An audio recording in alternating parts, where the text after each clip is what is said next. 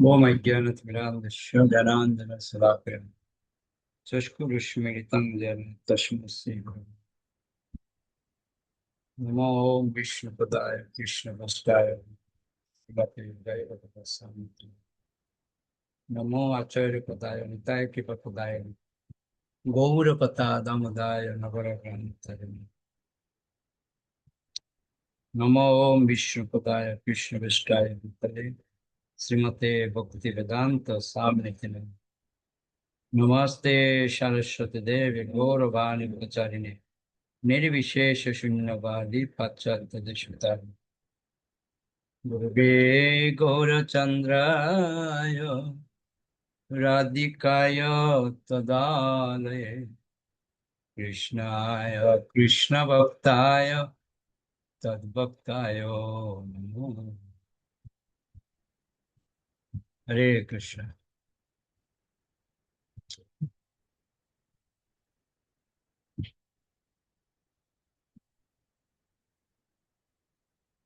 67 থেকে শুরু।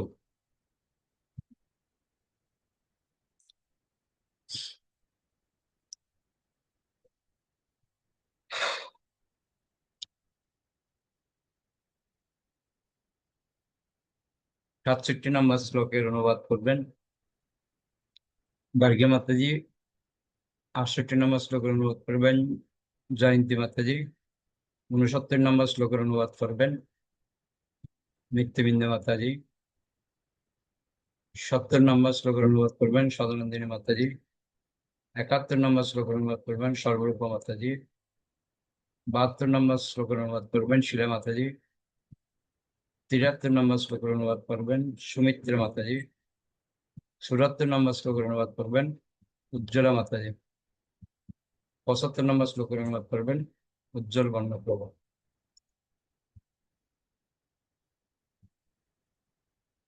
কৃষ্ণে ভগবত্তা জ্ঞান সংবিতের সার ব্রহ্ম জ্ঞানাদিক সব তার পরিবার।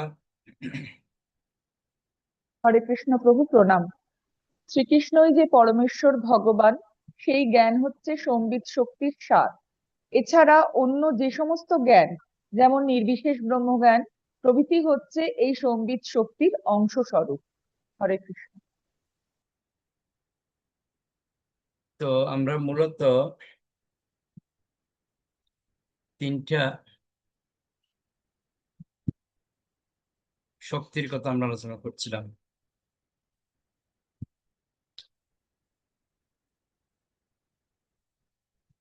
এই তিনটা শক্তির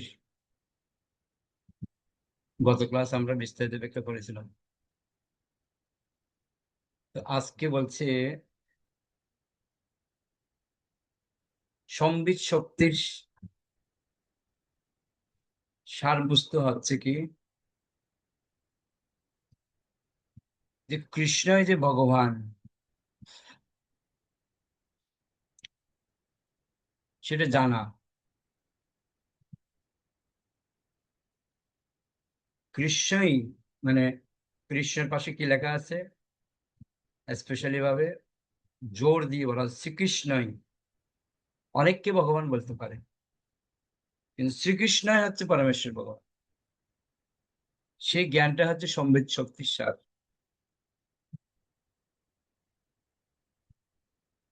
তো বলছে এছাড়া অন্য যে সমস্ত জ্ঞান, যেমন নির্বিশেষ ব্রহ্মজ্ঞান, এগুলি হচ্ছে সম্বিত শক্তির অংশ স্বরূপ। প্রভুপাদ বলছেন সম্বিত শক্তির প্রভাবেই জ্ঞানের প্রকাশ হয়। বুঝতে পারলেন? অর্থাৎ কৃষ্ণ ও জীব উভয়ই হচ্ছে কি জ্ঞাতা।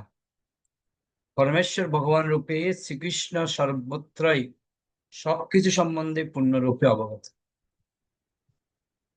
তাই তিনি পূর্ণ জ্ঞানময়। সম্বিত শক্তি মানে কি? মানে হচ্ছে জ্ঞান, যা আমরা বলছি না সৎ চিৎ আনন্দময়।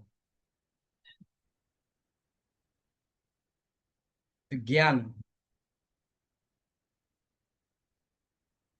তো তিনি কেবল দৃষ্টিপাতের দ্বারা বস্তুর স্বরূপ সম্বন্ধে অবগত হতে পারেন, কিন্তু অন্তহীন বাধা সাধারণ জীবদের জ্ঞানকে আবৃত করে রাখে।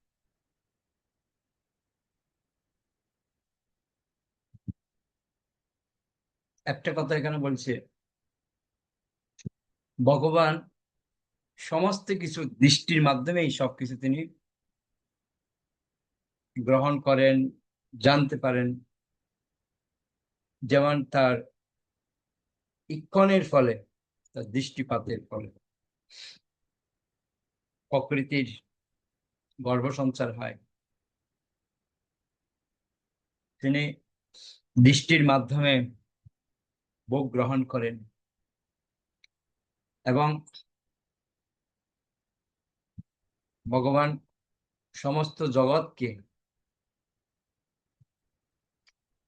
তিনি যেমন ইচ্ছে তেমন করতে পারেন। এমন নয় যে ভগবানকে মুখ দিয়ে খেতে হবে, সেরকম না। যে কোনো ইন্দ্রিয় দিয়ে তিনি যে কোনো কাজ করতে পারেন। আমরা তো শুধু চোখ দিয়ে দেখতে পাই, ভগবান কান দিয়েও দেখতে পাই, ওনার মধ্যে সেই ক্ষমতা আছে। বোঝা গেল? তো সেজন্য জীবের জ্ঞান আর ভগবান যিনি সচ্চিৎ আনন্দময়, তো জ্ঞানের উৎস হচ্ছে কে না, সম্বিত শক্তি, ভগবান। খুব সুন্দর একটা পয়েন্ট বলছে এখানে। জীবের জ্ঞান হচ্ছে তিন প্রকার। জীবের জ্ঞান ত্রিবিধ। কি কি? সাক্ষাৎ জ্ঞান, ব্যতিরেক জ্ঞান ও বিকৃত জ্ঞান। মানে মানে হচ্ছে চক্ষু, কর্ণ, নাসিকা আদি জড়েন্দ্রিয়ের দ্বারা জড় বিষয় সম্বন্ধে যে জ্ঞান লাভ হয় তা ত্রুটিপূর্ণ, সম্পূর্ণ বিকৃত।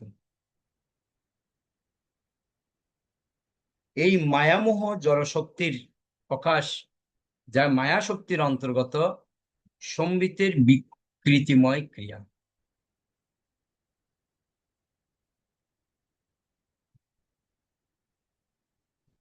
বুঝা গেল?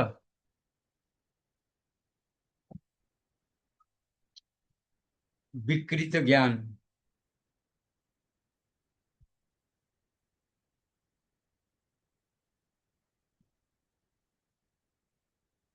আরেকটা কি? ব্যতিরেক জ্ঞান।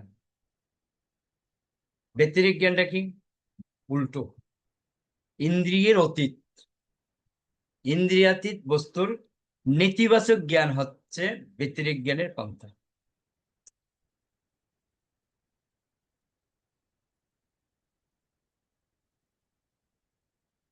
ওই জন্য বলা হচ্ছে এই জ্ঞান সম্পূর্ণরূপে ভ্রান্ত না হলেও তা অসম্পূর্ণ, সম্পূর্ণ নয়, কেননা সেটা নেতিবাচক জ্ঞান। এই জ্ঞানকে, এই সমস্ত জ্ঞানের নাম কি? ব্রহ্মজ্ঞান, আত্মজ্ঞান, নির্বিশেষ জ্ঞান, অনেক নাম বলে।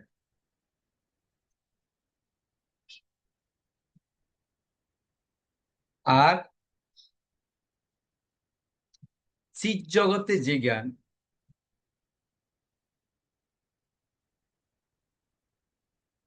তো চিৎ জগতে কি হয়? সম্বিত শক্তি যখন আল্লাদিনী শক্তির সঙ্গে যুক্ত হয়ে জীবকে কৃপা করেন, তখনই কেবল শ্রীকৃষ্ণকে ভগবান রূপে জানা যায়। অতএব তাই হচ্ছে সম্বিতের সার।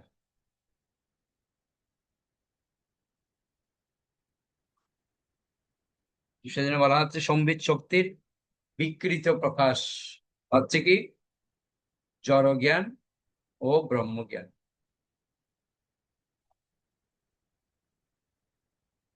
বুঝতে পারলেন? একটা তো প্র্যাকটিক্যাল আমরা জ্ঞান দেখতে পাই, আরেকটা হচ্ছে জ্ঞানেন্দ্রিয় দিয়ে যেটা আমরা অনুভব করছি, জড় বিষয়, যার মধ্যে ত্রুটি, এত ত্রুটি রয়েছে বলার মতো। ত্রুটি মানে কি, ভুল রয়েছে। আরেকটা হচ্ছে নেতিবাচক, ইন্দ্রিয়ের ঊর্ধ্বে কিন্তু নেতিবাচক জ্ঞান। আর বাস্তব যেটা জ্ঞান, যে সচ্চিত আনন্দময়, আমরা বলি না সচ্চিত আনন্দময়, চিত মানে হচ্ছে আনন্দ, যেটা ভগবানের। তো এটা হচ্ছে সম্বিত শক্তির প্রকাশ, যেটা কৃষ্ণকে শুধু জানা। ওই জন্য 68 নম্বর শ্লোকে বলছে, দেখুন,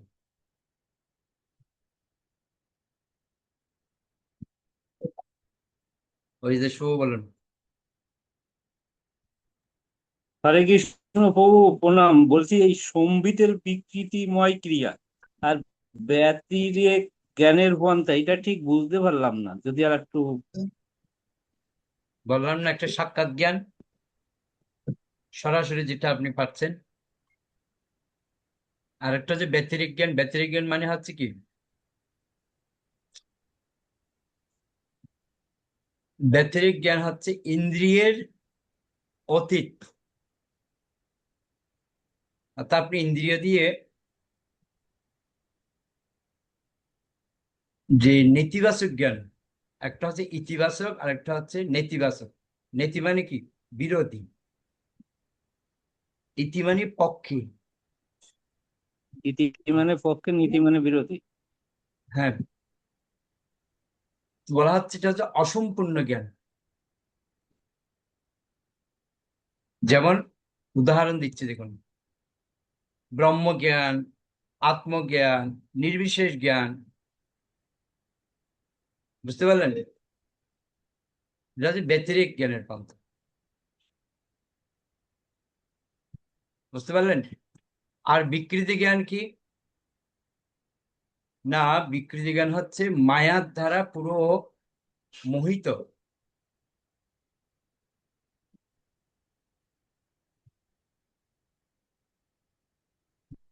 আর সম্বিত শক্তির যে জ্ঞান, সেটা হচ্ছে কৃষ্ণই হচ্ছে ভগবান। এই বলছি এই মায়ার দ্বারা মোহিত, এই ব্যাপারটা কেমন, যদি একটু। মায়ার দ্বারা মোহিত মানে মায়াবদ্ধ জীবের হয় কৃষ্ণ স্নেহী জ্ঞান, বলে না,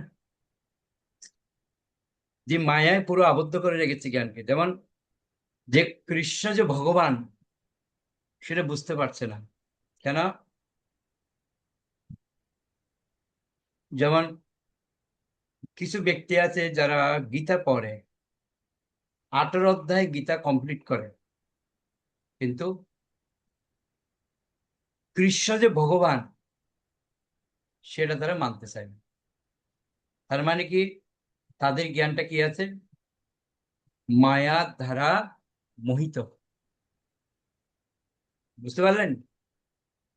আপনি গীতা আরে, পড়ছেন, গীতার মধ্যে কি বলছে, ভগবান উবাচ বলছে না, ভগবানটাকে কৃষ্ণই তো শ্রীকৃষ্ণ। বলছে, ভগবানটাকে কৃষ্ণই, কিন্তু কৃষ্ণকে ভগবান মানবে না তারা।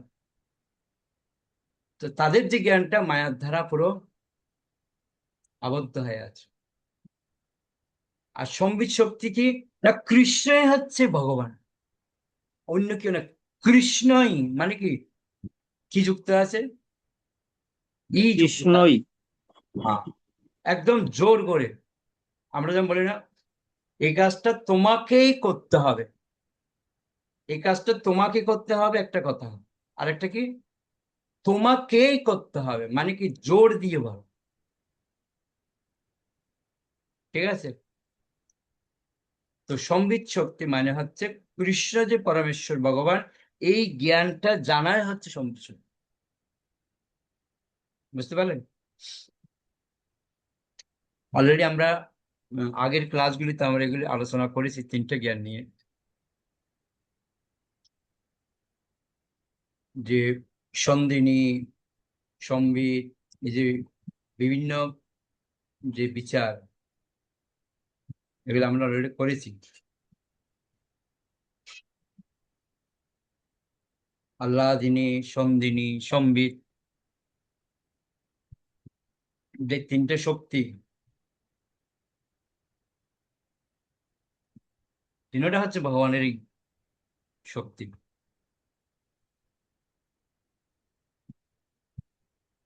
উজ্জ্বলা মাতাজি কি বলছেন? হরে কৃষ্ণ প্রভু প্রণাম। তবু এখানে আমরা পাচ্ছি ত্রুটিপূর্ণ ইন্দ্রিয়ের দ্বারা যে জ্ঞান, সেটা আমাদের বিকৃত জ্ঞান, এবং এই ইন্দ্রিয়াতীত বস্তুর নেতিবাচক যেটা, সেটা হচ্ছে ব্যতিরেক জ্ঞান। কিন্তু সাক্ষাৎ জ্ঞানটা এখানে পাচ্ছি না তো প্রভু। সাক্ষাৎ জ্ঞান মানে হচ্ছে যেটা আপনি সরাসরি যেটা পাচ্ছেন, যেটা আপনি সরাসরি পাচ্ছেন, সেটা কি? সেটা চিৎ জগতেরই হবে না কি সাক্ষাৎ যোগী? এই যে সম্বিত শক্তির যে জ্ঞানটা আপনি পাচ্ছেন, হুম, আপনার কাছে তিনটে জ্ঞানই আছে, আপনি তিনটে পেতে পারেন।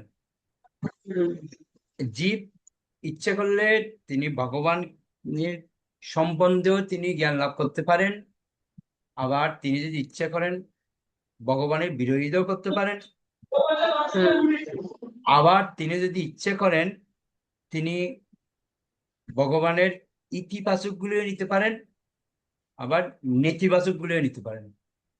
তিনোটা কিন্তু ওনার মধ্যে আছে। কার মধ্যে? জীবের মধ্যে। কেন না? জীব কোথায় অবস্থান করে? তটস্থ শক্তি, তটস্থ। মানে মিডলে অবস্থান করে। জীব হুম, যদি ইচ্ছে করে ভিতরে যেতে পারে, আবার জীব যদি ইচ্ছে করে বাইরেও আসতে বাইরে পারে। আসতে পারে।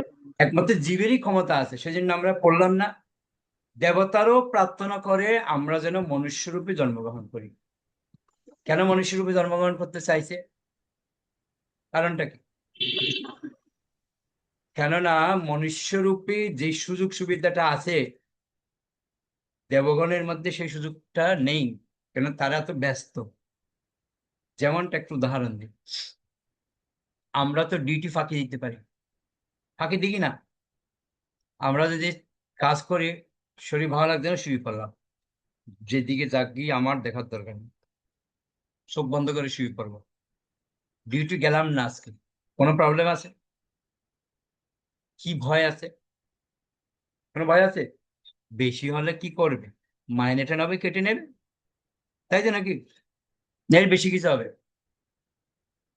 কিন্তু দেবগণের মধ্যে দেখুন, সূর্য বলতে পারবে আজকে আমি আলো দেব না, আমি আজকে বন ডাকলাম, পারবে?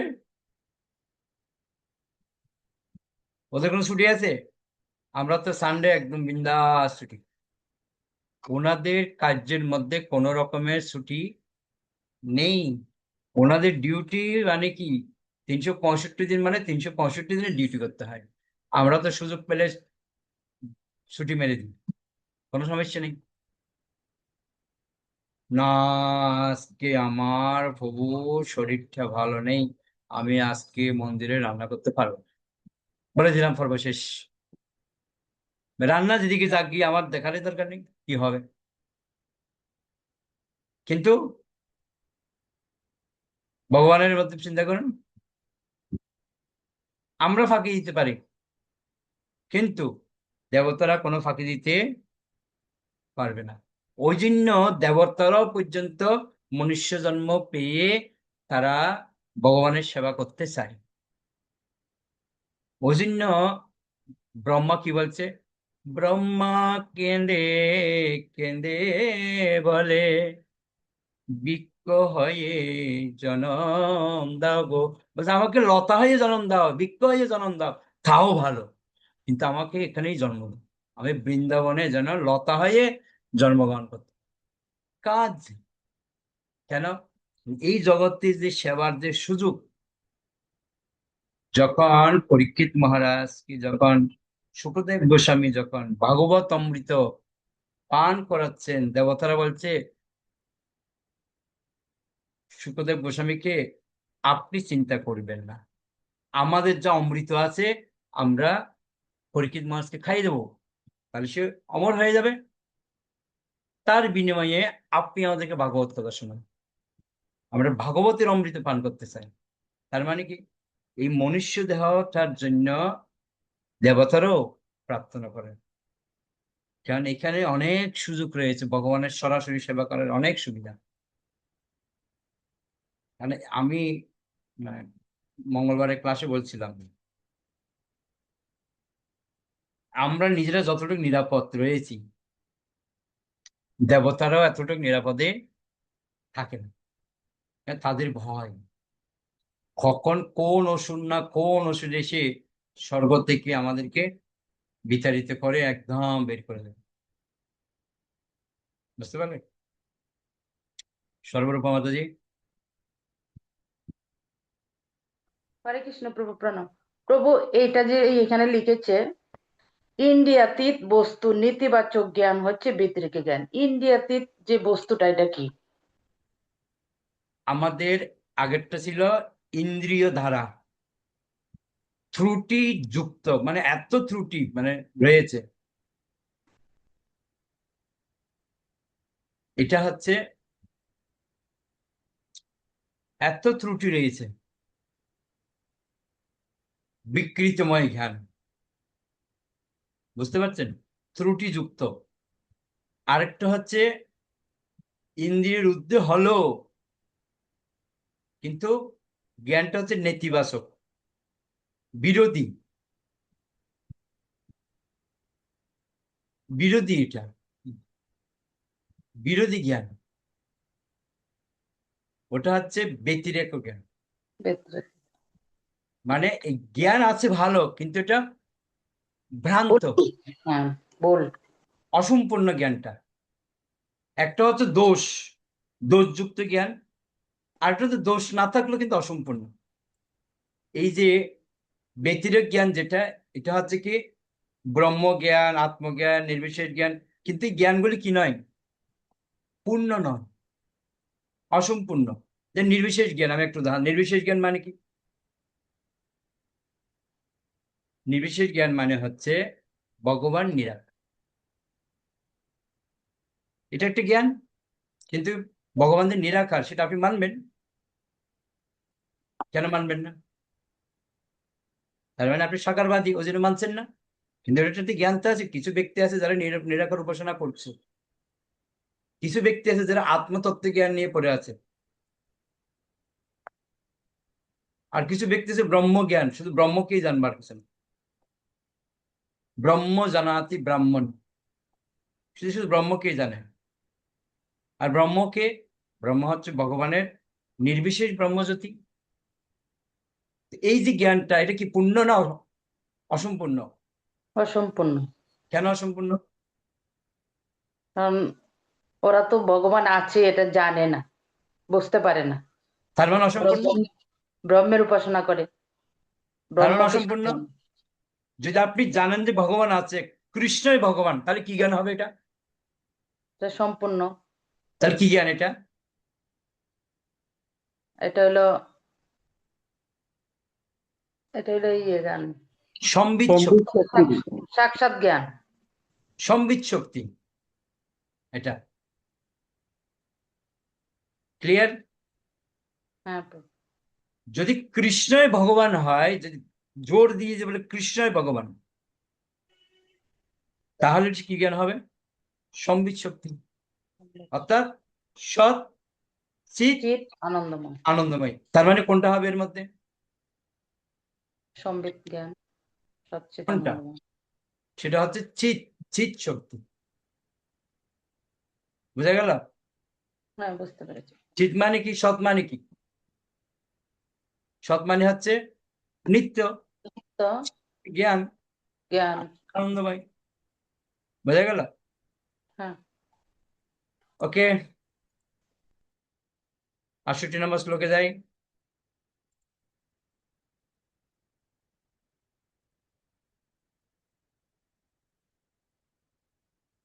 আল্লাদিনীর সার প্রেম, প্রেম সার ভাব, ভাবের পরম কাষ্টা, নাম মহাভাব। হরে কৃষ্ণ প্রভু প্রণাম। আল্লাদিনী শক্তির সার ভগবত প্রেম, ভগবত প্রেমের সার ভাব এবং ভাবের পরম প্রকাশ হচ্ছেন মহাভাব। প্রণাম প্রভু। এবার আমরা তিনটে শক্তির কথা বললাম। তিনটে শক্তি কি কি একটু আগে বললাম। তিনটে শক্তি কি কি কার মনে আছে? প্রভু হরে কৃষ্ণ, সন্দিনী, আল্লাদিনী। সন্দিনী, আল্লাদিনী আর সম্বিত। সম্বিত।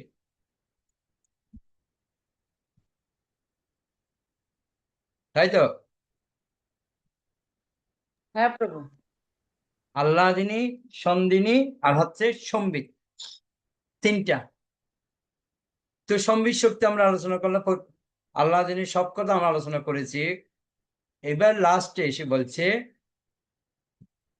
আবার প্রথমে চলে আসছে আমরা আল্লাদিনী শক্তির, যে আল্লাদিনী শক্তির সার হচ্ছে কি ভগবত প্রেম, আর ভগবত প্রেমের সার হচ্ছে কি ভাব, আর ভাবের পরম প্রকাশ হচ্ছে কি মহাভাব। বলি না, আমরা বলি না ভগবত ভজনের যে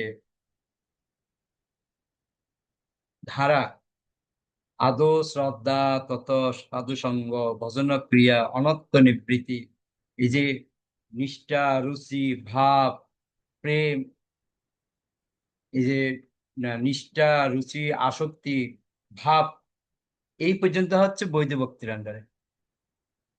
আর রাগানুগ ভক্তির হচ্ছে কি ভাব আর হচ্ছে প্রেম উপরে। তো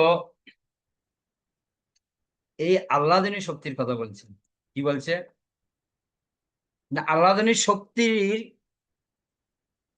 হচ্ছে প্রেমের স্তর। ওই জন্য সেই প্রেম হচ্ছে দুই প্রকার, একটা হচ্ছে শুদ্ধ ভগবত প্রেম, আর একটা হচ্ছে মিশ্র ভগবত প্রেম। তো কৃষ্ণগত আল্লাদিনী শক্তি যখন কৃষ্ণকে আনন্দ দান করে, জীবকে কৃপা করেন, তখন জীবের কৃষ্ণ প্রেম লাভ হয়। অর্থাৎ আল্লাদিনী শক্তি হচ্ছে কে? স্বয়ং রাধারানী। তো তিনি যদি কৃষ্ণের আনন্দ বিধান হেতু যদি কাউকে তিনি কৃপা করেন, তখন কি হবে? জীবের কৃষ্ণ প্রেম হবে। যেমন ধরুন রাধারানী মনে করুন, জীব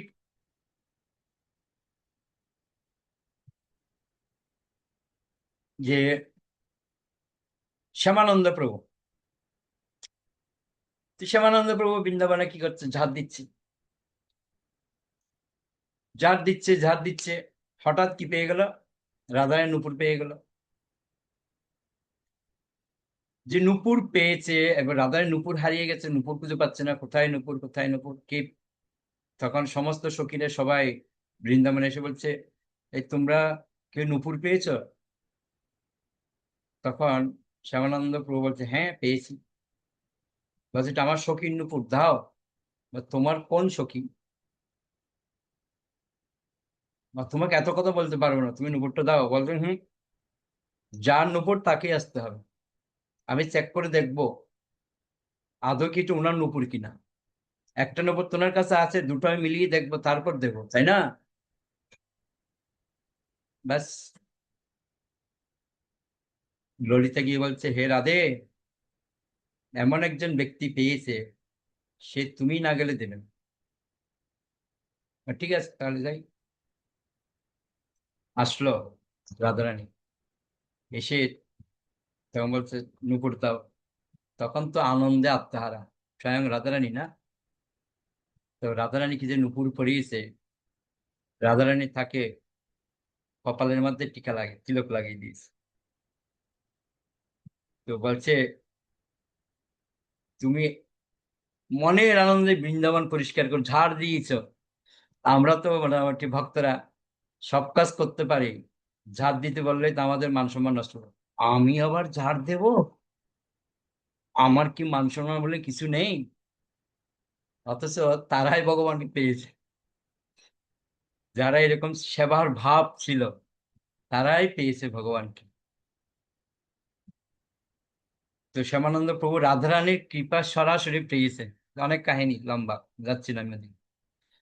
তো রাধারানী বিশেষ কৃপা করেছে, এবার মনের আনন্দে সেবা করছে শ্যামানন্দ প্রভু। তো এই যে জীবকে, শ্যামানন্দ প্রভু কি ছিল? জীব ছিল। বিশেষভাবে কৃপা দান করেছে কে? আহ্লাদিনী শক্তি রাধারানী। কেন? না কৃষ্ণকে আনন্দ দেওয়ার জন্য। ওই জন্য তার কৃষ্ণ প্রেম লাভ হয়েছে।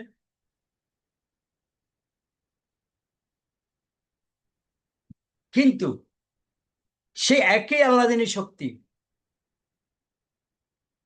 যখন বহিরঙ্গ মায়া শক্তির দ্বারা কলুষিত হয়ে জীবের মধ্যে দিয়ে প্রকাশিত হয়, তখন তা কৃষ্ণকে আকর্ষণ করে না। তখন কি হয়? তখন জীব বিষয় বাসনায় মত্ত হয়ে কৃষ্ণ প্রেম থেকে বঞ্চিত হয়। বুঝতে পারলেন? সেই সময় জীব কৃষ্ণ প্রেমে উন্মত্ত হওয়ার পরিবর্তে জড় সুখ ভোগের প্রতি উন্মত্ত হয় এবং জড় প্রকৃতির গুণের সৎসঙ্গের ফলে সে দুঃখময় জড়বন্ধনে আবদ্ধ হয়। বোঝা গেল? রাধারানী তখনই আপনাকে কৃপা করবে কখন?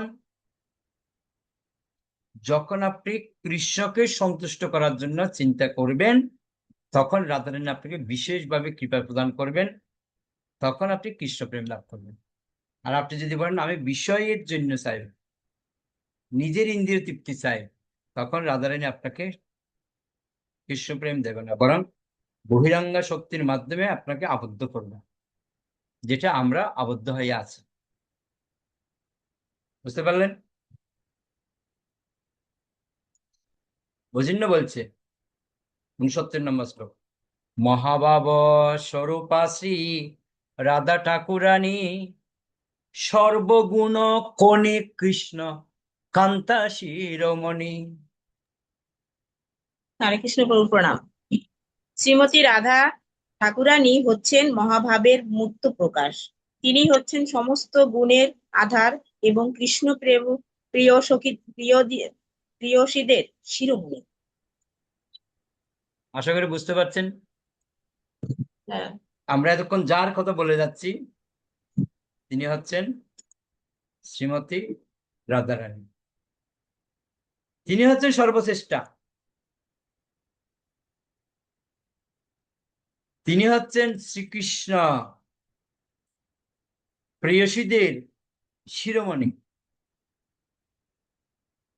ওই জন্য বলা হচ্ছে আহ্লাদিনী শক্তির বিশুদ্ধ ক্রিয়ার প্রকাশ হচ্ছে ব্রজ গোপিকাদের কৃষ্ণ প্রেম। তাদের মধ্যে শ্রীমতী রাধারানী হচ্ছেন সর্বশ্রেষ্ঠা। আহ্লাদিনী শক্তির সার হচ্ছে প্রেম, আর প্রেমের সার হচ্ছে ভাব, এবং ভাবের পরাগাশটা হচ্ছে মহাভাব। আর সেই মহাভাব হচ্ছে কে?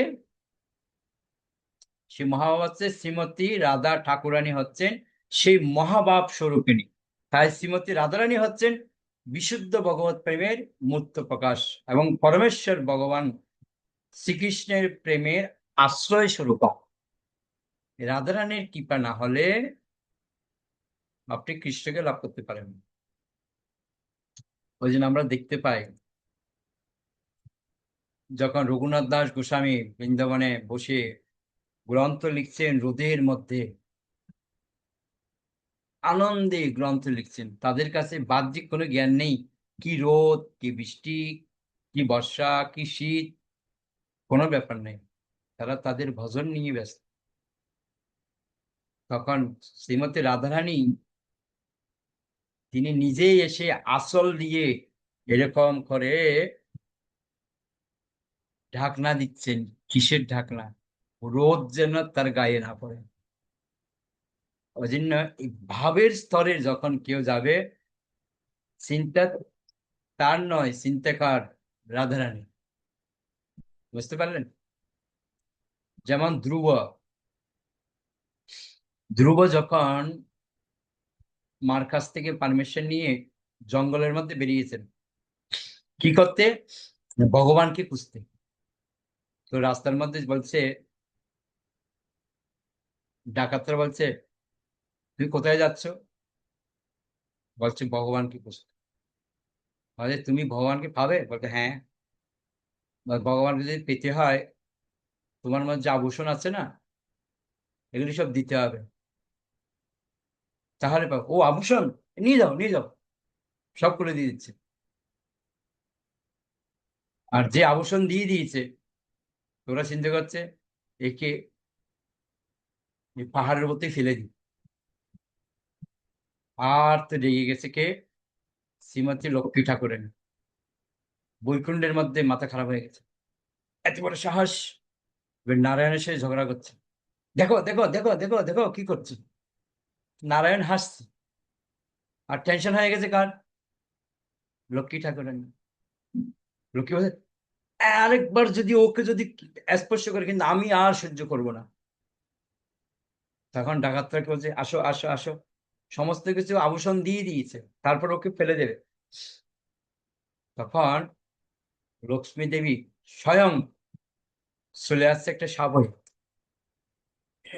এসে সমস্ত ডাকাতগুলিকে দংশন করে করে সব মেরে দিয়েছে। মেরে এবার মায়ের রূপ ধারণ করে ধ্রুবর কাছে আসছে। ধ্রুব, কি দরকার তোমার এত কষ্ট করে জঙ্গলের মধ্যে আসা? না, আমার মা বলেছে ভগবানকে লাভ করতে হবে। তো ভগবান অনেক কষ্ট, যতই কষ্ট হোক আমি ভগবানকে লাভ করেই ছাড়বো। না না, তুই পারবে না, বাড়ি চলে যাও। না, আমি যাব না। যেই যাবে না, টেনশন আরো বেড়ে গেছে কার? লক্ষ্মী দেবীর। বলে ঠিক আছে, যাও। গিয়ে ঝগড়া করছে কার সাথে? নারায়ণের সাথে। তুমি একটু দর্শন দিলে কি সমস্যা, কেন দর্শন দেবে না? বলছে না, ওর এখন সময় হয়নি দর্শন দেয়। না, তুমি কেন দর্শন দেবে না? তার মানে টেনশন কার? ধ্রুবের না লক্ষ্মী দেবী? হিসাব বরাবর লক্ষ্মী দেবীর টেনশন। তো যে ভজনের এমন একটা গুণ, যে ভজন করে তার টেনশন না, টেনশন কার? শ্রীমতী রাধারানী। বৃন্দাবনে যে রঘুনাথ দাস গোস্বামী থেকে শুরু সবাই যে তপস্যা করছে, কার চিন্তা হয়ে দাঁড়িয়েছে? রাধারানীর চিন্তা। না গিয়ে কখনো আঁচল দিয়ে ঢাকা দিচ্ছে, কখনো পায়েস রান্না করে খাওয়াচ্ছে, কখনো যা একটু চাইছে, এটা কত ভাবে সেবা করছে। বোঝা গেল? তো বলার উদ্দেশ্য হচ্ছে এটাই, রাধারানী ঠাকুরানী যদি সন্তুষ্ট না হয়, কখনোই না আমরা ভগবানকে সন্তুষ্ট করতে পারবো। ওই জন্য বলছে যে কৃষ্ণ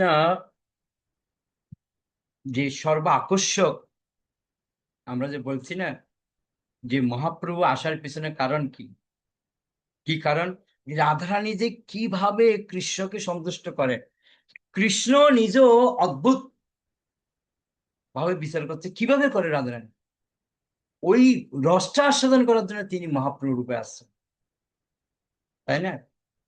রাধা কৃষ্ণ প্রণয় মহিমা, যে আমরা শ্লোকটা করছি, আদিলীলা প্রথম পরিচ্ছেদ 5 নম্বর শ্লোক, কত কিছু লুকিয়ে আছে। 70 নম্বর শ্লোক,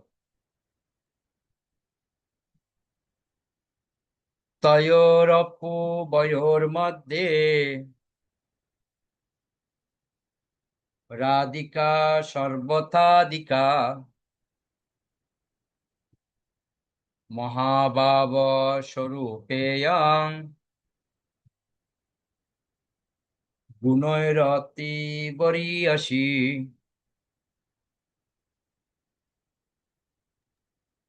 হরে কৃষ্ণ প্রভু প্রণাম।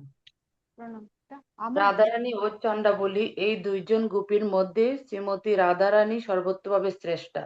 তিনি মহাভাব স্বরূপা এবং সমস্ত গুণে বরীয়সী। হরে কৃষ্ণ। তো আমরা জানি দুইজন গোপী রয়েছে, কম্পিটিশন। কিসের কম্পিটিশন? সেবা। একটা হচ্ছে রাধারানী, আর একটা হচ্ছে চন্দ্রাবলী।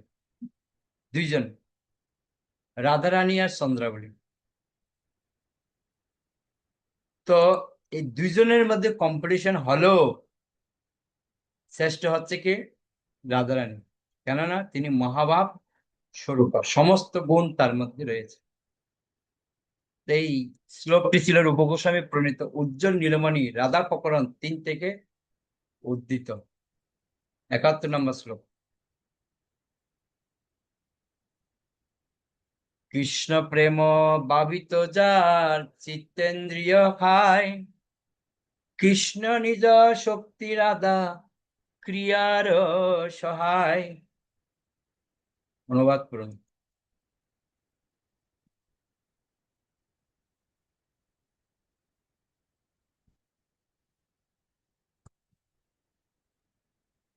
হরে কৃষ্ণ প্রভু, আমি পড়বো, সত্তরটা তো আমার ছিল, ওটা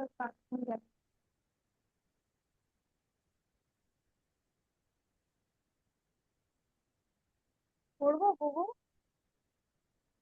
কার আছে?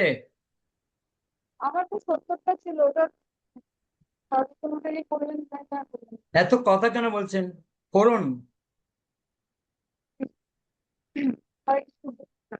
তার মন ইন্দ্রিয় ও দেহ কৃষ্ণ প্রেমের পরিপূর্ণ। তিনি শ্রীকৃষ্ণের নিঃশক্তি এবং তিনি শ্রীকৃষ্ণের লীলা বিলাসের সহায়িকা। ওকে, যার যে শ্লোক থাকে সেটা মনে রাখতে হবে না? তো বলা হচ্ছে কৃষ্ণ প্রেম যদি পরিপূর্ণ হয়, কি কি দিয়ে? না মন, ইন্দ্রিয়, দেহ।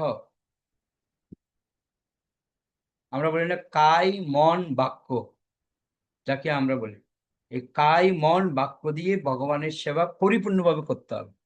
কায় মানে কি? শরীর। মন মানে মন, বাক্য মানে মুখ দিয়ে। তো ঠিক সেরকম সমস্ত ইন্দ্রিয় দিয়ে, আর এই দেহ দিয়ে, আর মন দিয়ে পূর্ণরূপে কৃষ্ণ সেবায় পরিপূর্ণ হতে হবে। বলে তিনি শ্রীকৃষ্ণের নিজ শক্তি এবং তিনি শ্রীকৃষ্ণের লীলাবিলাসের সহায়িকা। রাধারানী যেরকম তার সমস্ত কিছু দিয়ে শুধু একটাই চিন্তা, কি করে কৃষ্ণকে খুশি করব। আমাদের মতো না, আমরা তো সুযোগ বুঝি করি আমরা, কিন্তু কৃষ্ণের জন্য যে রাধারানী সেবা করে কোনো এরকম সুযোগ সুবিধা নিয়ে না। স্বতঃস্ফূর্ত কৃষ্ণ প্রেম। ওনার একটা, রাধারানীর একটাই ইচ্ছা, কৃষ্ণকে কি করে খুশি করবো। বুঝা গেল? আমরা মনে করছি আমরা শুধু সংসারে আছি, সংসারের চাপ আমাদের, কিন্তু গোপীদের তো আরো বেশি টেনশন ছিল। সংসার সামলাতে হতো, পরিবার সামলাতে হতো, লুকিয়ে কত দূরে যেতে হতো কৃষ্ণের সাথে দেখা। কত তাদের বিড়ম্বনা সহ্য করতে হয়েছে, কত কষ্ট সহ্য করতে হয়েছে, কত কথা শুনতে হয়েছে তাদের, কিন্তু তারা কৃষ্ণ প্রেমের বিন্দু মাত্র তারা কি করেনি, কমতি করেনি। ওই জন্য কৃষ্ণ কি বলছে, ব্রাহ্মণরা বেদ পাঠ করলেও মনের আনন্দে তাতে আমি এত খুশি নই, কিন্তু ব্রজের গোপীরা যদি আমাকে গালিও দে, সেটা বেদবাক্য থেকেও অতি মধুর। কেন বলছে? বলছে গোপীরা যদি গালি দিলেও সেটা মধুর বলছে, আর ব্রাহ্মণরা যদি শুদ্ধ সাত্বিকভাবে বেদ পাঠ করলেও কৃষ্ণ এত খুশি হচ্ছেন। পিছনের কারণটা কি? পিছনের কারণ হচ্ছে একটাই, তাদের শয়নে স্বপনে জাগরণে সর্বক্ষণ চিন্তা, যে কৃষ্ণ ছাড়া আর কোনো চিন্তা তাদের নেই। এই হচ্ছে পার্থক্য। ওই জন্য বলছে শ্রীমতী রাধারানী শ্রীকৃষ্ণের মতো পূর্ণ চিন্ময়ী। কৃষ্ণ যেরকম রাধারানী সেরকম পূর্ণ, না তাকে কখনো জড়জগতের মায়ার দ্বারা প্রভাবিত একজন সাধারণ মানুষ বলে মনে করা উচিত নয়। কখনোই আমরা মনে করতে পারি না যে রাধারানী একজন এই জগতের সাধারণ নারী, এটা মনে করা যাবে না, অপরাধ হয়ে যাবে। রাধা কৃষ্ণ এক আত্মা, দুই দেহধারী, একটাই আত্মা তারা। বলে জড়জগতের বদ্ধ জীবদের মতো তার স্থূল ও সূক্ষ্ম ইন্দ্রিয় সমন্বিত জড়দেহ নয়। আমাদের দেহটা যেরকম সূক্ষ্ম আর স্থূল ইন্দ্রিয়, সেরকম দেহ নয় রাধারানী। তিনি হচ্ছে পূর্ণরূপে চিন্ময় এবং তার দেহ চিত্ত উভয়ে চিন্ময়, সবকিছু চিন্ময়। যেহেতু তার দেহ চিন্ময়, তাই তার ইন্দ্রিয়গুলিও চিন্ময়। এভাবে তার দেহ, মন ও ইন্দ্রিয় কৃষ্ণ প্রেমে পরিপূর্ণ। তিনি হচ্ছেন ভগবানের আনন্দদায়িনী অন্তরঙ্গ শক্তি বা আহ্লাদনী শক্তির মূর্ত প্রকাশ, এবং তাই কৃষ্ণের একমাত্র আনন্দের উৎস। কৃষ্ণকে আনন্দ প্রদান করা হচ্ছে রাধারানীর কাছে, আর কিছু নেই। ওই জন্য হচ্ছে অন্তরঙ্গ ভাবে যা শ্রীকৃষ্ণ থেকে ভিন্ন, তা শ্রীকৃষ্ণ উপভোগ করতে পারেন না। তাই শ্রীমতী রাধারানী ও শ্রীকৃষ্ণ হচ্ছে অভিন্ন। বুঝতে পারছেন? শ্রীকৃষ্ণের অন্তরঙ্গ শক্তির সন্ধিনী অংশের দ্বারা শ্রীকৃষ্ণের সর্বাকর্ষক চিন্ময় কলেবর প্রকাশিত হয়, এবং সেই অন্তরঙ্গ শক্তির আহ্লাদিনী শক্তি সর্বাকর্ষক শ্রীকৃষ্ণকে আকর্ষণকারী শ্রীমতী রাধারানীকে প্রকাশ করেন। শ্রীকৃষ্ণের অপাকৃত লীলাবিলাসে কেউ শ্রীমতী রাধারানীর সম পর্যায়ে ভুক্ত নন। বুঝতে পারলেন? রাধারানী হচ্ছে সর্বোচ্চ। রাধারানীর কাজে হচ্ছে কৃষ্ণকে কি করে সন্তুষ্ট করব সেই চিন্তা, সর্বক্ষণ একটাই চিন্তা, কৃষ্ণকে কি করে সন্তুষ্ট করবো। ওদের রাধা ঠাকুরানী হচ্ছে সর্বোচ্চ। সেজন্য আমরা যদি সত্যিকার অর্থে কৃষ্ণ প্রেম লাভ করতে চাই, রাধারানীর কৃপা না হলে আমরা কখনো কৃষ্ণকে লাভ করতে পারবো না। রাধারানীর কৃপা লাগবে। ওই জন্য কলিযুগ হচ্ছে ধন্য। কেন? রাধা কৃষ্ণ নহে অন্য, দুজনেই একসাথে আমাদের এই যে বাংলায় আমরা পেয়েছি মহাপ্রভু। বৃন্দাবনে শুধু কৃষ্ণ রাধারানী ভাগ ভাগ রয়েছে, কিন্তু গৌরমণ্ডল ভূমি জীবা জানে চিন্তামণি, তার হয় ব্রজভূমি বাস। গৌরমণ্ডল হচ্ছে চিন্তাভূমি। এখানে মহাপ্রভু এসেছেন, এখানে গৌরমণ্ডল। তো সেজন্য মহাপ্রভু যেসব স্থানগুলি গিয়েছেন, এই স্থানগুলি আমাদের বোঝাটা হচ্ছে খুব মুশকিল। গৌরমণ্ডল, ওই জন্য আমার একটা অভিলাষ যে গৌরমণ্ডল যা আছে এখানে কুটিয়ে কুটিয়ে বের করে দর্শন করা, প্রত্যেকটা জায়গাতে গিয়ে যেন আমরা দর্শন করতে পারি, এটা আমার অভিলাষ। যে গৌরমণ্ডলে যা যা আছে তা আমরা টার্গেট করছি বছরের মধ্যে 2 থেকে 3 বার আমরা মহাপ্রভু যেসব স্থানে গেছে সেসব স্থানগুলো ঘোরাবো। গৌর আমার যেসব স্থানে করিল ভ্রমণের অঙ্গে, সেই সব স্থান হেরিব আমি প্রণয়ী বকতে সঙ্গে। তো সেজন্য আমাদের উচিত মহাপ্রভু যেসব স্থানে গিয়েছে সেসব স্থানগুলি আমাদেরকে দর্শন করা। আর আমরা একাকি গেলে আনন্দ নাও পেতে পারে, বুঝবো না তো, চিনবো না। ভক্ত সঙ্গে গেলে সেটা আমরা আনন্দ পেতে পারি। তো সেজন্য মহাপ্রভুকে আমরা পেয়েছি এখানে, আমরা ধন্য। কলি, এই কলিযুগটা হচ্ছে ধন্য। কেন? মহাপ্রভুকে পেয়েছি। তো সব কথার মূল কথা হচ্ছে একটাই, যে মহাভাব স্বরূপিণী শ্রীমতী রাধা ঠাকুরানী, তিনি হচ্ছে ভগবানের অত্যন্ত প্রিয়। তিনি যদি একবার যদি কৃষ্ণের কাছে যদি একটু রিকোয়েস্ট করেন যে এই ভক্তটা তোমার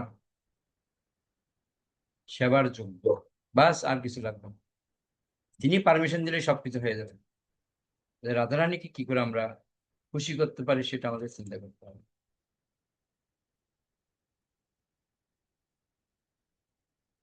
72 নম্বর শ্লোক। আনন্দ চিন্ময় রস প্রতি ভাবিতাভি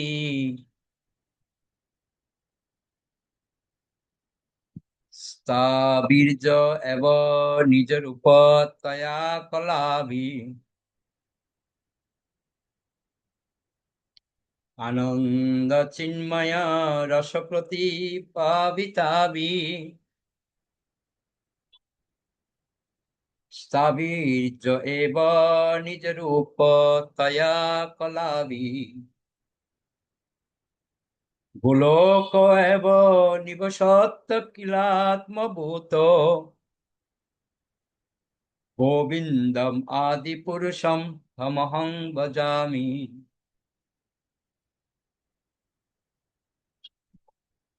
হরে কৃষ্ণ প্রভু প্রণাম। অনুবাদ।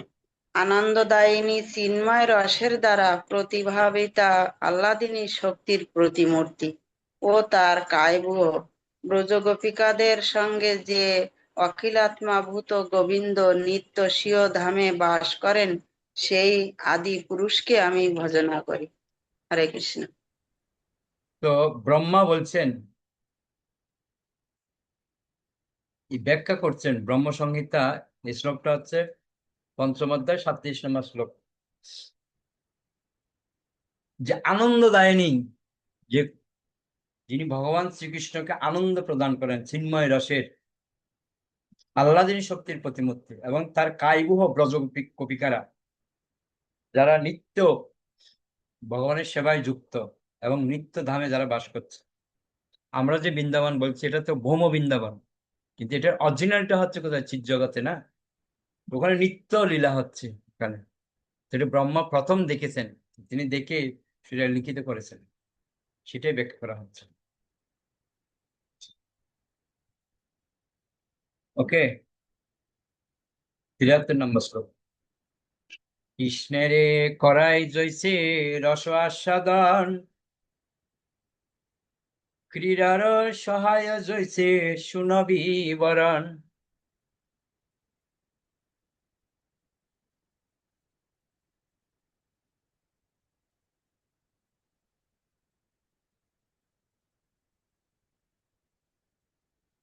কেউ নেই পড়ার নাকি?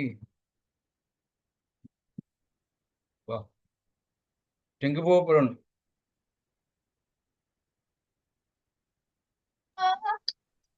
হরে কৃষ্ণবাবু প্রণাম। শ্রীকৃষ্ণের সহচরীগণ কিভাবে তাকে রস আস্বাদন করান এবং তার লীলাবিলাসে সহায়তা করেন, অনুগ্রহ করে এখন তার বিবরণ শ্রবণ করো। ওকে, তো বলছে যে শ্রীকৃষ্ণের যারা সহচরীরা রয়েছে তারা কিভাবে কৃষ্ণকে রস আস্বাদন করায়, তো তার বর্ণনা এখন করবেন। কিভাবে তারা শ্রীকৃষ্ণের লীলাকে তারা সহযোগিতা করেন, এখন সেটা ব্যাখ্যা করছেন। 74 আর 75 একদম একসাথে ছিল। কৃষ্ণকান্তা গণ দেখি ত্রিবিধ প্রকার এক লক্ষ্মী গণপুরে মহিষী গণয়ার ব্রজঙ্গনার উপহার কান্তা গণসার শ্রীরাধিকা হইতে কান্তা গণের বিস্তার। হরে কৃষ্ণ প্রভু প্রণাম। হরে কৃষ্ণ প্রভু প্রণাম। 74 75 তো আমার প্রভু। 76 পড়বেন আপনি, যার 75 আছে। হরে কৃষ্ণ প্রণাম। শ্লোকার্থ। শ্রীকৃষ্ণের প্রিয় সহচরীরা 3টি শ্রেণীর অন্তর্ভুক্ত: লক্ষ্মীগণ, মহিষীগণ ও ব্রজগোপিকাগণ। ব্রজগোপিকারা হচ্ছেন সর্বশ্রেষ্ঠা। শ্রীমতী রাধারানী থেকে এই সমস্ত কান্তাদের বিস্তার হয়েছে। হরে কৃষ্ণ। তো আমরা প্রথম ভাগে পড়েছিলাম যে আদিলীলার প্রথম পরিচ্ছেদে আমরা পড়েছিলাম এই বিষয়গুলি, এই যে রাধা ঠাকুরানীর কথাগুলো আমরা পড়েছিলাম। তো শ্রীকৃষ্ণের যে প্রিয় সহচরীরা তিনটা ভাগে বিভক্ত হয়েছে, একটা হচ্ছে লক্ষ্মীর, আরেকটা মহিষীর, আর একটা হচ্ছে ব্রজগোপিকারা। তো ব্রজগোপিকারা হচ্ছে সর্বশ্রেষ্ঠ। তো শ্রীমতী রাধারানীর থেকেই এই সমস্ত কান্তাদের বিস্তার হয়েছে। পরের শ্লোকে বলছে ৭৬ নম্বর শ্লোক, অবতারী কৃষ্ণ জৈসে করে অবতার, অংশিনী রাধা হইতে তিন গণের বিস্তার। জলবানব হরে কৃষ্ণ প্রভু প্রণাম। হরে কৃষ্ণ প্রভু প্রণাম। অবতারী শ্রীকৃষ্ণ থেকে যেভাবে সমস্ত অবতারদের বিস্তার হয়, তেমনি শ্রীমতী রাধারানী থেকে সমস্ত লক্ষ্মী, মহিষী ও ব্রজ দেবীরা প্রকাশিত হন। হরে কৃষ্ণ। তো আমরা যেরকম কৃষ্ণ থেকে তার কায়বুহ এবং যে তিন বিষ্ণু বিভিন্ন অবতার সমস্ত কিছু যেমন আমরা দেখতে পাই, ঠিক সেরকম রাধারানী থেকেও এই সমস্ত যে লক্ষ্মী, মহিষী, ব্রজগোপীরা, তারা সবাই রাধা ঠাকুরানী থেকেই তারা প্রকাশিত হয়। যেমন আমরা দেখতে পাই অনন্ত লক্ষ্মী, যে ভগবান বিষ্ণুর সেবা করছেন নারায়ণের, লক্ষ্মী সহস্র শত সম্ভ্রম সেব্যমানম গোবিন্দম আদি পুরুষম তমহম ভজে। অনন্ত কোটি লক্ষ্মী দেবী সেবা করছে। মহিষী দ্বারকায় আমরা দেখতে পাই, হ্যাঁ, ১৬,১০৮ জন মহিষী যে ভগবানের সেবা করছেন। ব্রজের মধ্যে সমস্ত ব্রজগোপিকারা সেবা করছেন। তো এই সমস্ত হচ্ছে কার থেকে? শ্রীমতী রাধারানীর থেকেই প্রকাশিত। ৭৭ নম্বর শ্লোক। এই ৭৭ নম্বর শ্লোক করবেন সুনির্মলা মাতাজি, আর ৭৮ নম্বর শ্লোক করবেন আমাদের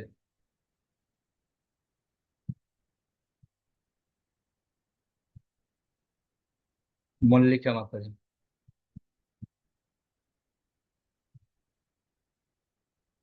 বৈভবগণ যেন তার অঙ্গ বিভূতি, বিম্ব প্রতিবিম্বর মহিষীর ততি। হরে কৃষ্ণ প্রভু প্রণাম।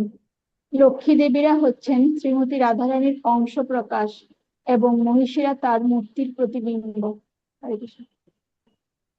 তো এখানে রাধারানীর অংশ থেকে হচ্ছে লক্ষ্মী দেবীরা, আর রাধারানীর প্রতিবিম্ব ছায়া যাকে বলি আমরা, ছায়া হচ্ছে কারা? মহিষীরা। ৭৮ নম্বর শ্লোক। তো রাধারানী থেকে আমরা রাধারানী যে সর্বকান্তা শিরোমণি, রাধারানীর কথা আমরা পড়ছি, রাধারানীর থেকে তার শক্তি যেগুলি সেগুলি ব্যাখ্যা করছে। ৭৮ নম্বর শ্লোক, লক্ষ্মীগণ তার বৈভব বিলাসাংস্বরূপ, মহিষী গণ বৈভব প্রকাশ স্বরূপ। হরে কৃষ্ণ প্রভু প্রণাম। লক্ষ্মীগণ হচ্ছেন তার বৈষ্ণব বিলাসাংশ এবং মহিষীগণ হচ্ছেন তার বৈভব প্রকাশ। হরে কৃষ্ণ প্রভু প্রণাম। তো লক্ষ্মীগণ হচ্ছে তার বৈভব, বৈভব বিলাস অংশ, আর মহিষীগণ হচ্ছে তার বৈভব প্রকাশ। তো দুটো জিনিস আলাদা রয়েছে, একটা হচ্ছে বিলাস অংশ, আর একটা হচ্ছে প্রকাশ, যে কথাটা আমরা একটু আগেও পড়লাম, সেটা আরো আগের শ্লোকের মধ্যে ক্লিয়ার করেছে। লক্ষ্মী দেবীরা হচ্ছে রাধারানীর অংশ, আর মহিষীরা হচ্ছে প্রতিবিম্ব অর্থাৎ বৈভব প্রকাশ, আর হচ্ছে বৈভব বিলাস, বিলাস সাংস লক্ষ্মী দেবীরা। অর্থাৎ একটা হচ্ছে রাধারানীর অংশ আর একটা হচ্ছে রাধারানীর মূর্তির প্রকাশ। 69 নম্বর শ্লোক।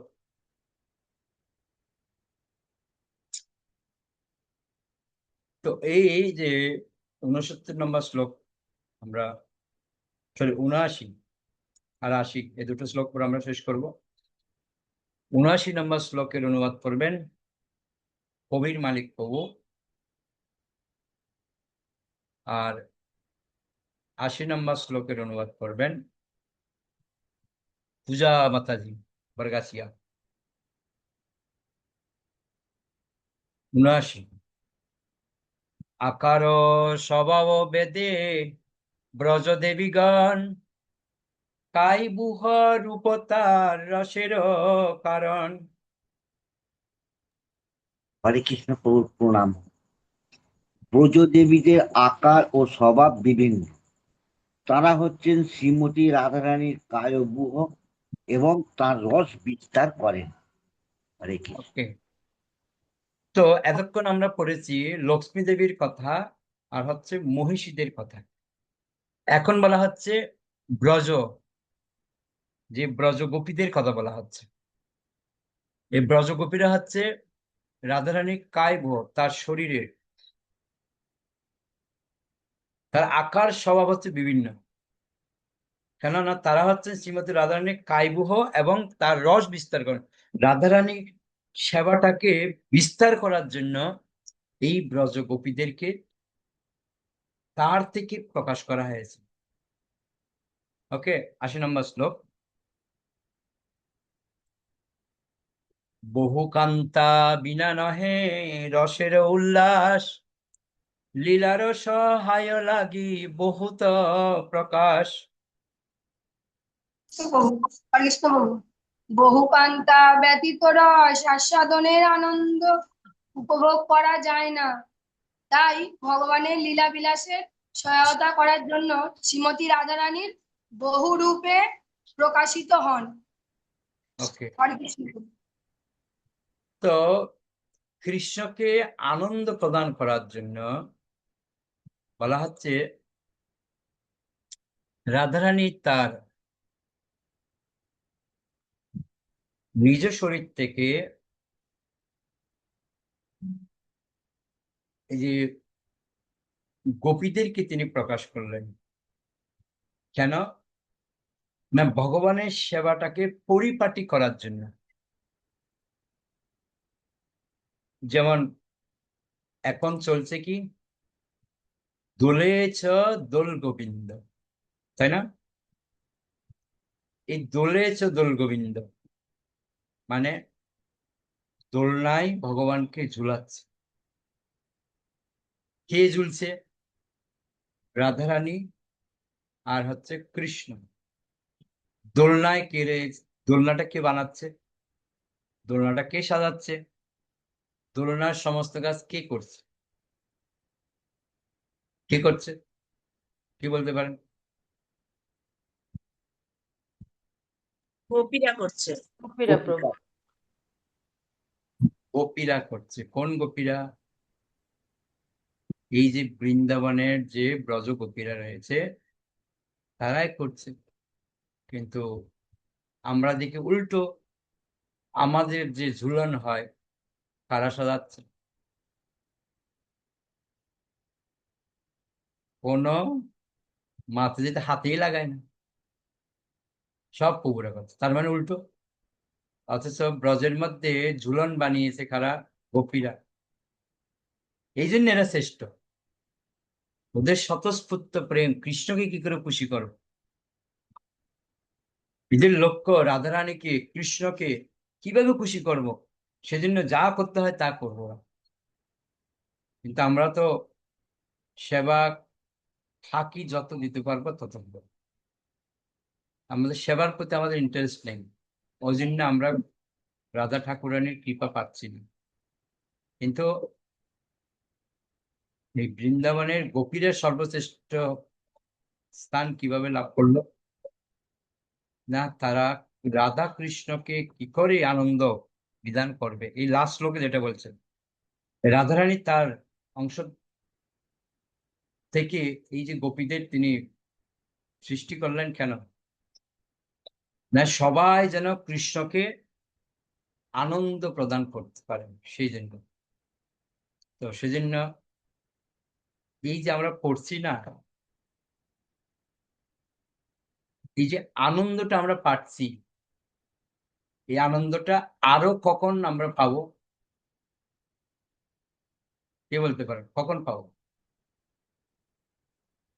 এই আনন্দ পেতে গেলে কি করতে হবে? আমরা তো শুনছি, সেবা, প্রভু সেবা।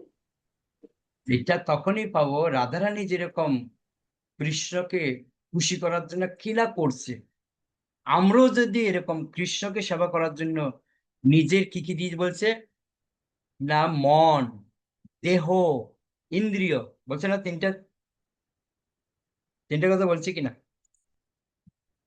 কত নম্বর শ্লোকে বলেছে তিনটার কথা?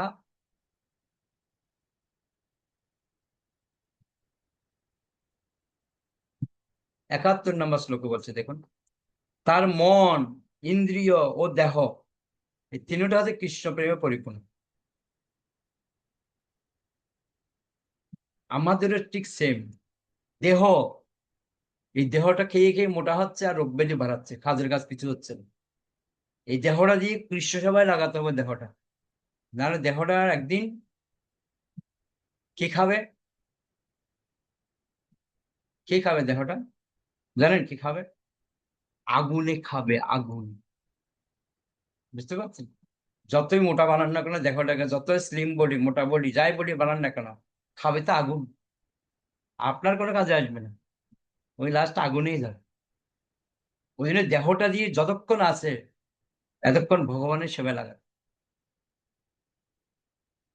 আর মন, মন সর্বক্ষণ চিন্তা করতে হবে কৃষ্ণকে কি করে খুশি করা যায়। না এই কাজটা করলে মনে হচ্ছে ঝুলনটা যদি আমি দুটো মনে হয় ঢাল এদিক দিয়ে দিলে মনে হয় দেখতে আরো সুন্দর লাগবে। মনে হচ্ছে না পাতা দুটো মানে পিছন দিকে দিলে মনে হয় রাধারানী কৃষ্ণ যখন বসবে পিছনটা খুব ভালো লাগবে। এই যে মন দিয়ে চিন্তা করা, ভাবতে হবে, দেহ দিয়ে কি করতে হবে, ঢাল কাটতে হবে, পিছনে বাঁধতে হবে, এটা হচ্ছে দেহের কাজ। ইন্দ্রিয়, হাত, হাত দিয়ে গাছ থেকে কেটে এনে ঢালটা পিছনে লাগাতে হবে।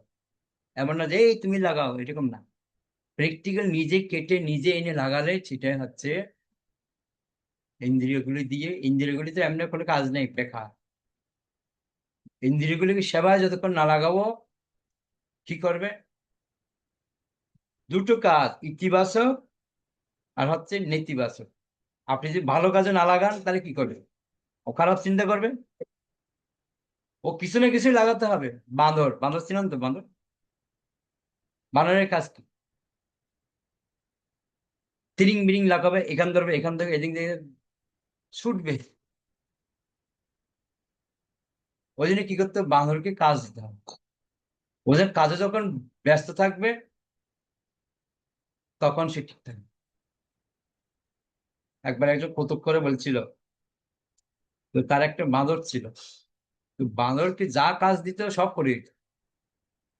এবার সে একটা কি কাজ করছে, বানর এসে তাকে খোঁচাচ্ছে, ডিস্টার্ব করছে। তখন বলছে, এই এক কাজ কর, এই গাছের উপরে একবার উঠবি আর একবার নামবি, এরকম করে 100 বার উঠবি আর 100 বার নামবি, যা এটা হচ্ছে তোর কাজ। বানর একবার উঠছে, একবার নামছে, উঠছে আর নামছে, উঠছে আর নামছে, আর এ শুধুমাত্র কাজ করছে। মানে কি বুঝালো? ইন্দ্রিয়গুলো হচ্ছে এদিক ওদিক, ওগুলো যদি কোনো কাজ না দেয় সেদিক ওদিক ছুটবে। ওগুলোকে একদম প্রেসারে রাখতে হবে, চাপে রাখতে হবে। ওই জন্য বলা হচ্ছে ইন্দ্রিয়গুলিকে যদি আমরা সেবায় যুক্ত না করি, এই ইন্দ্রিয়গুলি কোনো না কোনো কাজে ব্যস্ত থাকবে। আমি একটু উদাহরণ দিই। মনে করুন আপনার চক্ষু ইন্দ্রিয়, আপনার আজকে ভগবানের হয়তো দর্শন করতে সময় নেই, দর্শন করতে পারছেন না। ভগবান দর্শন না করলে তাহলে কি দর্শন হবে? অন্য কিছু না কিছু আপনাকে দর্শন করতে হবে, দর্শন তো আপনাকে করতে হবে। যদি কৃষ্ণ বাদ যায় অন্য কিছু হবে, আপনি কৃষ্ণ প্রসাদ খাবেন না, অন্য কিছু খাবেন, খেতে তো আপনাকে হবেই। ইন্দ্রিয় নেতিবাচক আর ইতিবাচক দুটো থাকবে। আপনি ইতিবাচক যদি করলে ভালো, না হলে সে নেতিবাচক হবে। মোবাইল আপনি দেখছেন, যদি আপনি কৃষ্ণ সম্বন্ধে যদি কিছু চিন্তা করেন ইতিবাচক, যদি কৃষ্ণ পাশে অন্য কিছু দেখতে নেতিবাচক হয়ে যাবে। এই হচ্ছে ভাবনা। ওই জন্য আমাদের দেহ, মন, ইন্দ্রিয়, এই তিনটা দিয়েই ভগবানের সেবায় আমাদেরকে করতে হবে। বুঝতে পারলেন? এই জিনিসগুলো আমাদেরকে খুব গুরুত্ব সহকারে দেখতে হবে। তো আমি অনেক চিন্তা ভাবনা করে ভাগবতের একটা শ্লোক পেয়েছিলাম। তো ওই শ্লোকটা আমি আলোচনা করেছিলাম, আলোচনা করে তার উপরে আমি আমার অনেকগুলো কোয়েশ্চেনও দিয়েছিলাম আমাদের একটা ক্লাসে। তো ওখানে আমি এটাই তুলে ধরতে চেয়েছি যে আমাদের ভগবত সেবার প্রতি আমাদের বিতৃষ্ণা কেন, কেন ভগবানের সেবার প্রতি আমাদের ইন্টারেস্ট নেই, এর পিছনে কারণগুলি কি কি, সেটা আমাদের খুঁজে বের করতে হবে। তার মধ্যে আমি একটা পয়েন্ট রেখেছিলাম, সেটা হচ্ছে অজান্তে আমার কোনো অপরাধ হচ্ছে না তো, সেটা তো আমি বুঝতে পারছি না। এই যে ক্ষুদ্র ক্ষুদ্র অপরাধগুলি আমাদের একসময় বৃহৎ আকার ধারণ করে, বলে না? এই যে খেজুরের রস কিভাবে হয়, এক ফোঁটা পরে আপনি যদি দাঁড়িয়ে থাকেন 1 ঘন্টা, কি করবেন, খেজুরের যে হাড়িটা এটা আছাড় মেরে আপনি চলে আসবেন। কেন? থলাও ভর্তি হবে 1 ঘন্টায়, বিরক্তি লেগে যাবে, ধুর খেজুর রস লাগবে না, বিরক্তিতে আপনি ফেলে চলে আসবেন। কিন্তু ওটা যে আপনি বসিয়ে যদি চলে আসেন 12 ঘন্টা, 14 ঘন্টা, 15 ঘন্টা, 16 ঘন্টা পরে যখন যাবেন, দেখবেন যে সেটা অটোমেটিক্যালি ভর্তি হয়ে গেছে। বুঝতে পারলেন? তো ঠিক সেরকম আমাদেরও জীবনে ক্ষুদ্র ক্ষুদ্র অপরাধ, ক্ষুদ্র ক্ষুদ্র দোষ, এইগুলি আমাদের একসময় বিশাল আকার ধারণ। বুঝতে পারলেন? সেই জন্য আমাদেরকে সাবধান থাকতে হবে, অপরাধ হচ্ছে না তো। ঠিক ঠিক যেরকম আমি বলছিলাম, আমরা অনেক সময় বলি আপনারা যখন ক্লাসে বসবেন বৈষ্ণবীয় পোশাক পরিধান করে বসবেন। তো হয়তো আমি মনে করছি না, আমি তো আজ আমাকে কেউ দেখছে না, আমি ডেকে ঢুকে যাই হোক বসে আছে, আমাকে কেউ দেখছে আমি কি পরে আছি না। কিন্তু প্রশ্ন উঠে এখানে নয়, প্রশ্ন হচ্ছে কি আমি ঠকাচ্ছি কাকে, প্রভুকে না ভগবানকে? কাকে ঠকাচ্ছি, এটাই হচ্ছে প্রশ্ন। ভগবানকে আপনি ঠকাতে পারবেন না, বা কোনো শিক্ষককে আপনি ঠকাতে পারবেন না। ঠকাচ্ছেন কাকে? নিজেকে। আপনার যে ক্ষুদ্র অপরাধ সেটা একসময় বিশাল অপরাধ হয়ে দাঁড়াবে। আপনি মনে করবেন না যে আমি চালাক, বাকি সবাই বোকা। হুম, আপনি হচ্ছেন বোকা। আপনি নিজেকে চালাক যে মনে করছে সে হচ্ছে প্রকৃতপক্ষে। এই জিনিসগুলো আমাদেরকে মনে রাখতে হবে। অপরাধ যেন আমার না হয়, ক্ষুদ্র অপরাধটা একসময় আমার বিশাল রূপ ধারণ করতে পারে। এই জন্য অপরাধ শূন্য হয়ে লও কৃষ্ণ নয়, অপরাধ যেন না হয় সেই দিকটা আমাকে বিচার রাখতে হবে। আমার একটু চিন্তা চেতনার জন্যেই অনেক কিছু পরিবর্তন হতে পারে। কেননা বলা হচ্ছে ভগবত প্রেম, ভগবত শক্তি, এটা হচ্ছে অত্যন্ত পবিত্র। এটা যদি আপনি নিতে চান, আপনার পাত্র যদি শুদ্ধ না হয় সেটা আপনি নিতে পারবেন না। বুঝতে পারছি? মনে করেন আপনাকে অমৃত দেওয়া হবে, তো অমৃত নিতে হলে আপনাকে কি করতে হবে, অমৃত নেওয়ার পাত্রটা আপনাকে পরিষ্কার রাখতে হবে, শুদ্ধ রাখতে হবে। যদি অমৃত আপনাকে দেবে, পাত্র যদি শুদ্ধ না থাকে, তাহলে অমৃত আপনি নেবেন কি করে? দেবে না তো। তো কৃষ্ণ আপনাকে অমৃত দেবে না তো, কেন আপনার তো পাত্র শুদ্ধ নেই। অশুদ্ধ পাত্রের মধ্যে দেবে কি করে? ওই জন্য আমি যদি শুদ্ধ হই তাহলে কৃষ্ণ প্রেমটা আমার মধ্যে প্রবেশ করবে। আমি যদি শুদ্ধ না হই, প্রেমটা প্রবেশ করবে না।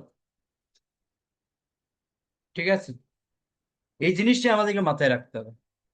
ওকে, ঠিক আছে, তাহলে আমরা এখানে রাখি, বৈশ্য প্রণাম করে। বাঞ্ছা কল্পতরুভ্যশ্চ কৃপা সিন্ধুভ্যেব চ পতিতানাং পাবনেভ্যো বৈষ্ণবেভ্যো নমঃ। আনন্দ করে বৈশ্য বৃন্দা কি জয়। নিতাই গৌর প্রেমানন্দে হরে হরে কৃষ্ণ।